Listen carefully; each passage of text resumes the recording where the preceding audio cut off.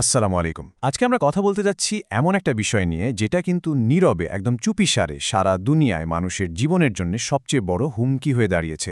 চলুন আজ বিশ্বের এই ১ নম্বর ঘাতক মানে কার্ডিওভ্যাসকুলার ডিজিজ বা হৃদরোগ এটাকে একটু সহজ করে বুঝে নেওয়া যাক। প্রথমেই শুধু এই সংখ্যাটার দিকে একবার তাকান 20.5 মিলিয়ন মানে ২ কোটিরও বেশি।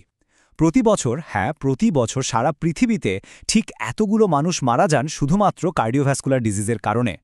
সংখ্যাটা শুনলেই কিন্তু বোঝা যায় তাই না যে সমস্যাটা আসলে ঠিক কতটা মারাত্মক। তো এই যে আমরা বলছি কার্ডিওভাস্কুলার ডিজিজ বা সিভিডি, এটা আসলে কি বলেন তো? একদম সহজ করে বললে এটা হলো এমন কিছু রোগের একটা গ্রুপ যেগুলো আমাদের হার্ট আর রক্তনালী মানে ব্লাড ভেসেলস এগুলোর ওপর অ্যাটাক করে। এটা কিন্তু কোনো একটা সিঙ্গেল রোগ না, বুঝলেন? এটা বরং অনেকগুলো সমস্যার জন্য একটা কমন নাম, একটা ছাতার মতো। আচ্ছা, তাহলে চলুন তো দেখি এই ছাতার নিচে আসলে কি রোগ লুকিয়ে আছে। কার্ডিওভাস্কুলার ডিজিজ শব্দটা তো অনেক বড়, এর আসল মানেটা কি সেটা পরিষ্কার করে বোঝাটা কিন্তু খুব দরকার।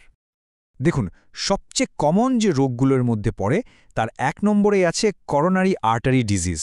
মানে আমাদের হার্টে যে আর্টারি বা ধমনীগুলো রক্ত পাঠায় সেগুলো যখন সরু হয়ে যায়। এরপরেই আসছে স্ট্রোক, এটা তো আমরা সবাই জানি।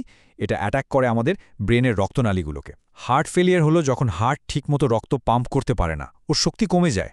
আর অ্যারেথমিয়া ওটা হলো যখন আমাদের হার্টবিটটা অনিয়মিত হয়ে যায়, মানে ঠিকঠাক ছন্দে চলে না। আর শেষে আছে পেরিফেরাল আর্টারি ডিজিজ, যেটা আমাদের হাত আর পায়ের ধমনীতে ব্লক তৈরি করে। এখন প্রশ্নটা হলো, এই যে এতগুলো রোগের কথা বললাম, এগুলো আসলে হয় কেন? কী কারণে এই কন্ডিশনগুলো তৈরি হয়? চলুন এবার আমরা সেই রিস্ক ফ্যাক্টর বা ঝুঁকিগুলোর দিকে একটু তাকাই। মজার ব্যাপার হলো, এর মধ্যে কিছু জিনিস আছে যা আমরা কন্ট্রোল করতে পারি, আবার কিছু আছে যা আমাদের হাতের বাইরে। এই স্লাইডটা কিন্তু খুব জরুরি। ভালো করে খেয়াল করুন। দেখুন বাম দিকে কি আছে।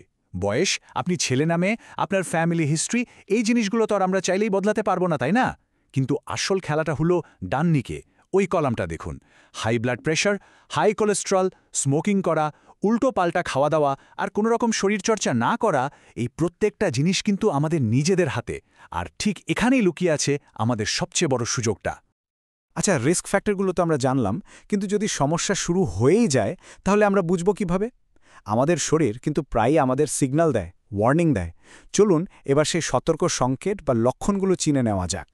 দেখুন, হার্টের সমস্যার সবচেয়ে কমন লক্ষণ হল বুকে ব্যথা, চাপ বা একটা অস্বস্তিকর টাইট ভাব। এর সাথে সাথে শ্বাস নিতেও কষ্ট হতে পারে।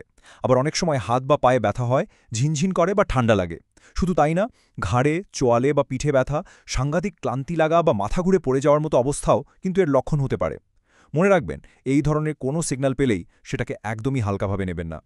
কিন্তু একটা কথা কি জানেন, স্ট্রোকের কিন্তু একদম নিজস্ব আর খুবই আর্জেন্ট কিছু লক্ষণ আছে, আর এগুলো চিনে রাখাটা কিন্তু জীবন মরণের প্রশ্ন হয়ে দাঁড়াতে পারে। হ্যাঁ, স্ট্রোকের জন্য মূলত ৩টা জিনিস মাথায় রাখবেন। ১. মুখটা কি একদিকে ভেঙে যাচ্ছে? ২. একটা হাত কি হঠাৎ দুর্বল হয়ে গেছে বা তুলতে পারছেন না? আর ৩. কথা বলতে গিয়ে কি কথা জড়িয়ে যাচ্ছে? এই ৩টা যে কোনো একটা দেখা মাত্র ১ মুহূর্ত দেরি না করে হসপিটালে যেতে হবে।